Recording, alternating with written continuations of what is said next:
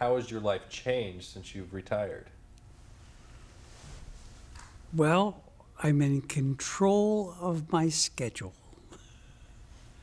And I've already broken it a number of times. I said after I retired that I would not go to any meetings until after 9 o'clock, preferably 10 o'clock in the morning. So this morning I was at a meeting at 7:30 at Children's Medical Center, where I still serve on their public policy board. But you can control that. And the other thing that occupies a lot of time, unfortunately, are visiting all of your doctors. And in today's practice of medicine, you have to learn how to be a patient, which is difficult to do because you end up with a half a dozen doctors, and each one is a little zero on a hunk of you, and you got to keep them coordinated with as simple things as blood tests and other things, which again go back to one of the things that we tried to do at Wolpert, and which was with the reason for adding architecture, the reason for adding other services, is you don't have to run all over the place to find the expertise to get your job done. Come to Wolpert and we'll take care of everything. And if there's any hassles between this group and that group, we'll resolve them, and you don't have to do that. Because prior to that time, we saw clients who had great difficulties deciding who was in charge: the landscape architect, the engineer, the public relations guy, the owner. It's three: the owner, Wolpert, and ultimately the contractor or the construction manager. And you don't have to worry about anything else. And for a number of clients, that was very important. It's very important as an individual now, where I understand clearly what we were trying to do, which the medical profession has not done. What kind of person was Mr. Wolpert?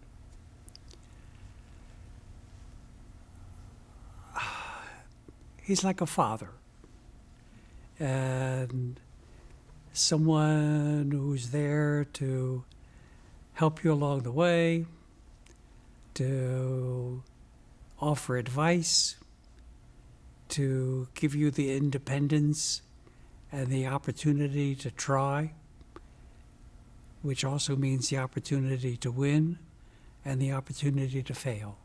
What, in general, what was the vision of Mr. Wolpert for the company? Well, remember, it was the Ralph L. Wolpert Company at that point in time. He saw it as a company of people who all had a common goal in mind, which at that point in time was to provide engineering and surveying services to our clients. We had no grandiose ideas about big growth. Just wanted to continue on a day-by-day basis. We were set up like old-time engineering firms were set up. We had a group of the people who owned the building at 360 West First Street. There were another group of people who were all partners. At that point in time, partners were all paid the same amount as the drawing account, which was not very much. And then the profits, so to speak, were split at the end of the year in proportion to the percentage that you owned.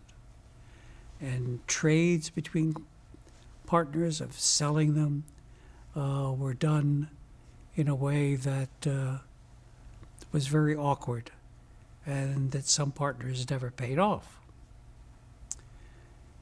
So again, back to the old triumvirate of our CPA, Dick Paddock from Battelle and Battelle, Dick Packard, our attorney, who said, let's rethink the way in which you're doing business.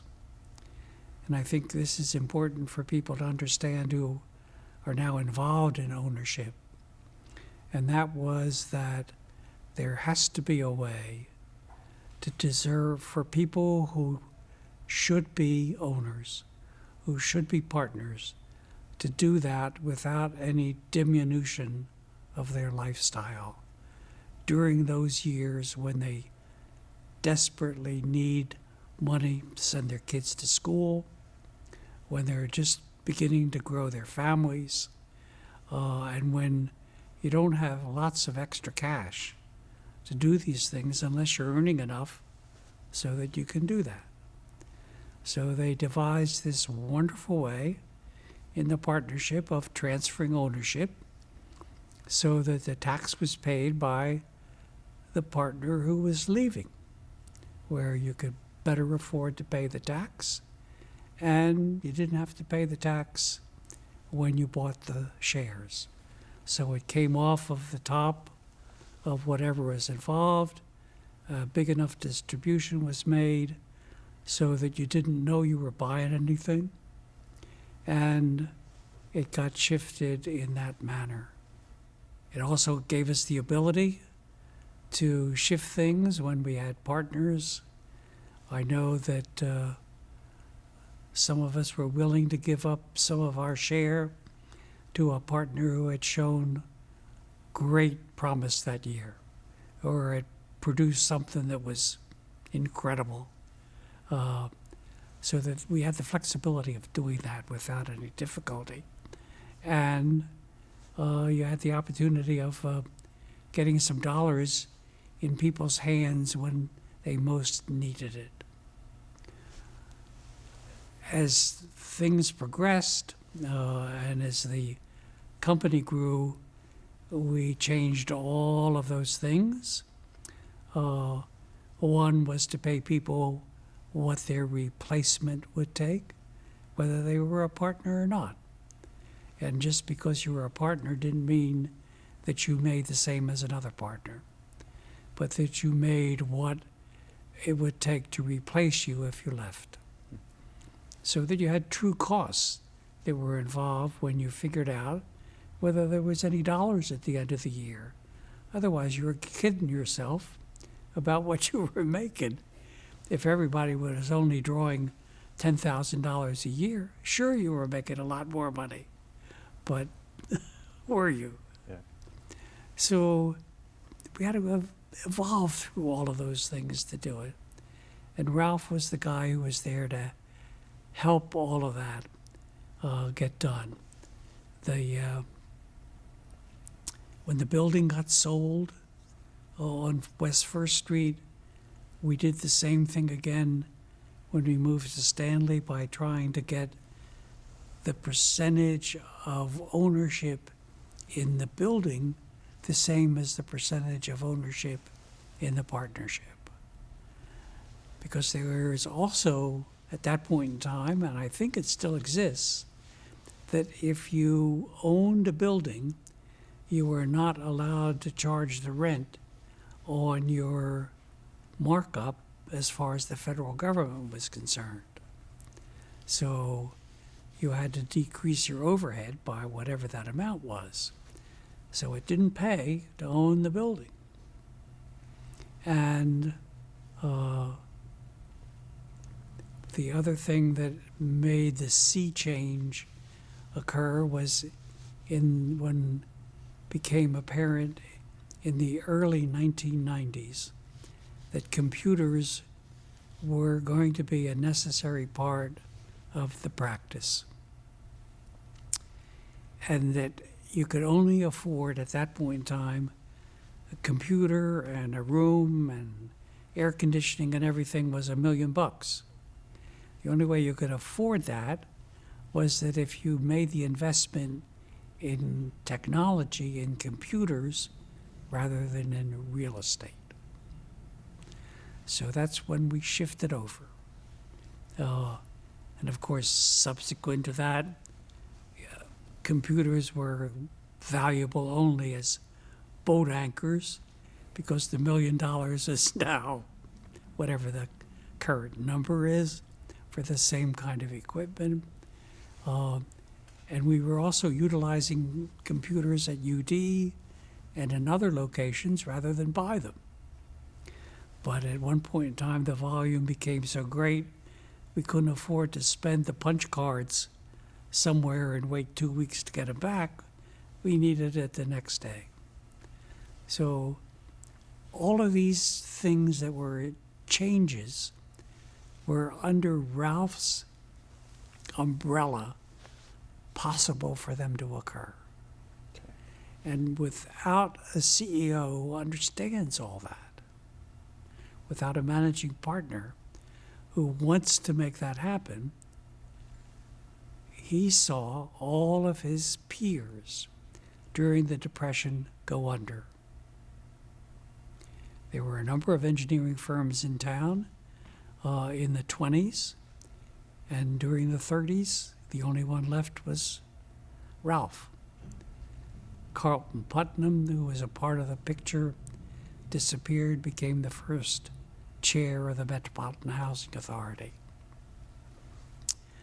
And Ralph and Wolf and Ruth were the ones who traveled around, sold stuff. Ralph had an opportunity through his friend Milt Wagner, who was an electrical contractor, to become a consultant. Ralph didn't know anything about energy, the REA work, went out and hired Art Friend, who did, which was the other key for what Ralph always felt, that you had to hire the best people for whatever it is that you were going to sell to somebody, so that if you sold it, you knew that you had value and that you had the right thing. So that was one of the other tenets that came into being: hire the best person that you can for the job. And that's how most of the other people who became partners, all of whom Ralph hired, there wasn't anybody else. There was no HR department. Ralph was everything, including the half of the bookkeeping department,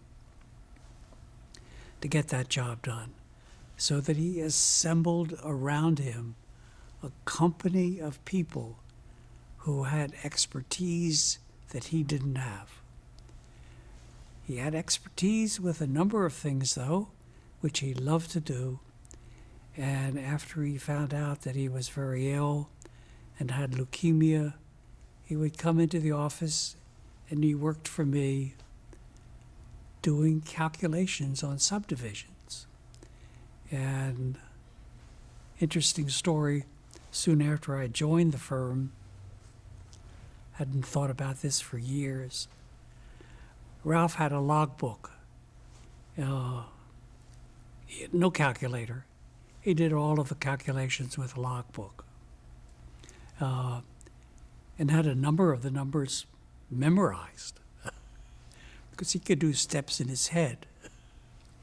And the Monroe calculator guy was in one day trying to sell Ralph on this new calculator. It was still hand operated. It wasn't even machine driven yet. And Ralph said, "What do I need that for? It's slower than I am." So I said, "Okay, let's do a test." And somebody came in who knew how to operate the calculator and knew all about doing the calculations. And he and Ralph had a contest. And of course, Ralph beat him. But the next day, Ralph brought this Monroe guy back, and we had the latest equipment in the office. In the same way that we had the second Xerox in town, which was this huge machine that printed at the rate, I think, of 1 copy per minute or something. You could pass away before it spit something out. But we had one, because it was what was coming up. It was what should be done. It indicated that you were with it, and that you had to have a passion about what you were doing, because that passion passes on quickly to our clients. If you're just dumb and routine, that's in effect all you can charge for. If you're anxious and passionate about it, you can charge for it. And that's what we did. We always had rates that were higher than anybody else, but we never had any difficulty collecting them because we had this extra value in the way of enthusiasm, passion, technical expertise, of course, that allowed us to continue to do that. What about in terms of a single value that if you were to describe Ralph that he represented, what would you say that one value that Ralph represented is? Trustworthy. You could trust him. And how do you think that trustworthiness affected the development and the maturity and the growth of Wolpert? I think everything we did was based on that simple premise that if you were trustworthy, your clients trusted you, your people trusted you, your support staff trusted you, so that you could make decisions with the knowledge that you were looking out for everybody's best interest, which of course is impossible to do, but if you trust somebody, you feel that they're doing it. Do you feel that when you worked with Ralph, did he serve as a mentor to you? Oh, without question. He really came into my life just about the time that my father passed away, and kind of substituted for that. And obviously trustworthiness is something that you gained from him. But what other one life lesson do you feel that you would attribute to that Ralph helped you achieve? I think the feeling that you've got to put your priorities in order. You've got to remember what it is you're trying to do. And you have to be willing to change when things change. How were you able to lead the firm to buy into your vision?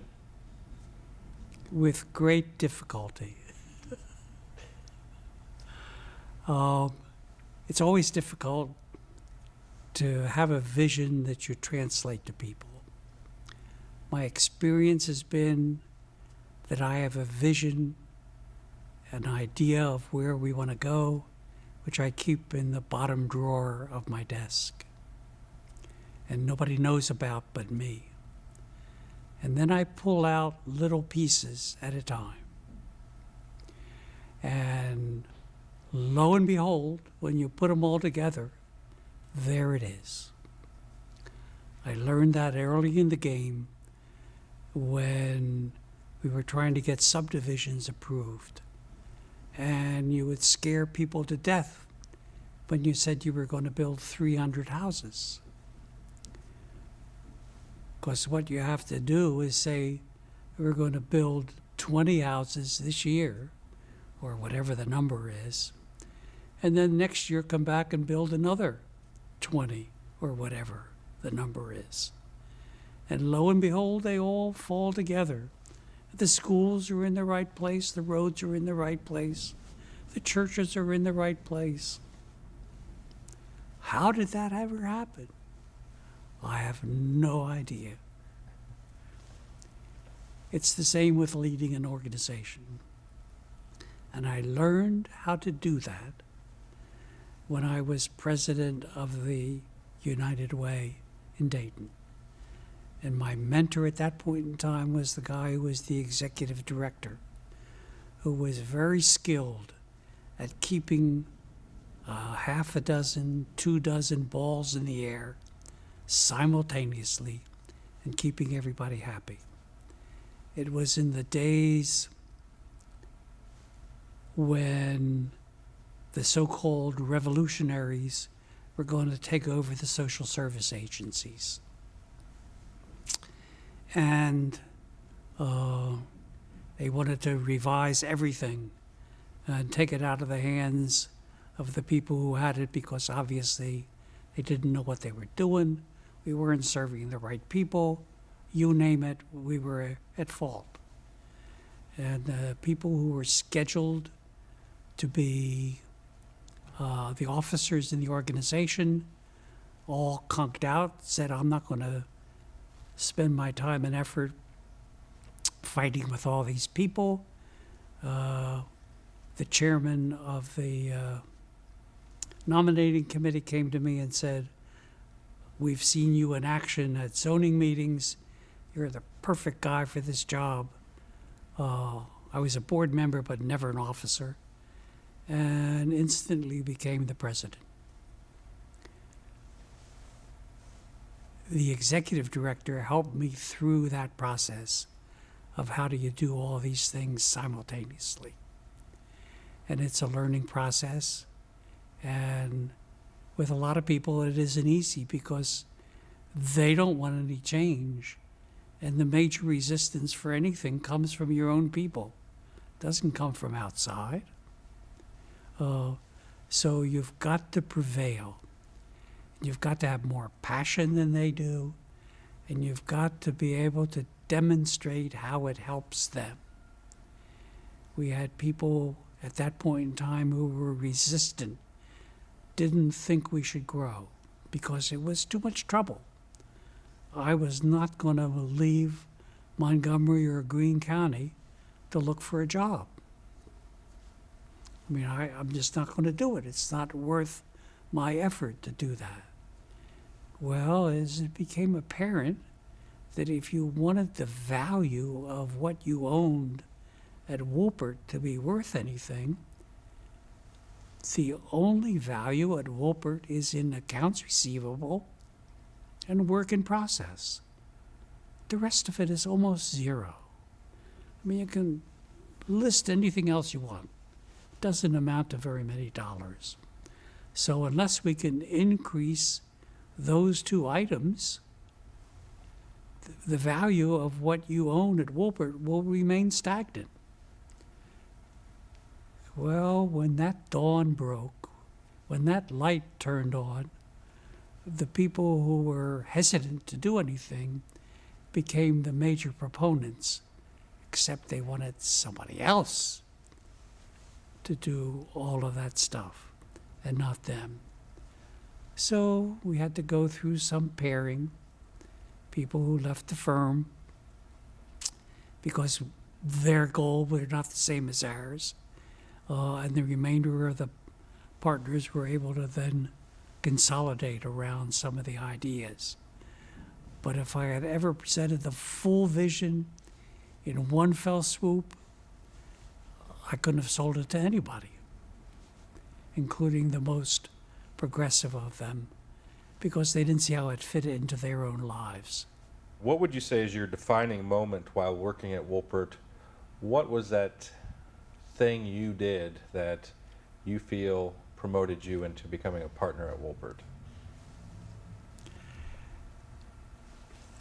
Originally, as a partner, that was because I was rewarded for the job I did with Huber and Grant Holiday and Carter Wilsey and all of these people who built these subdivisions.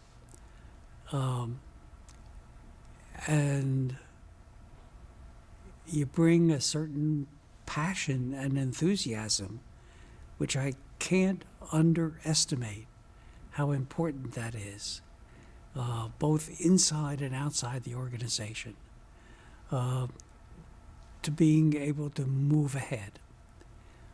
So that's how I became a partner originally with Ralph. When I was elected the managing partner, I was reluctant to give up all of the people that I handled. Some of them I could pass on. Some have not did not want me to pass on my relationship to anybody else, because as I indicated before, they became personal, professional relationships that are they just don't occur any longer because you don't have the same opportunities to deal with somebody who's the owner, where they have the trust in what you say.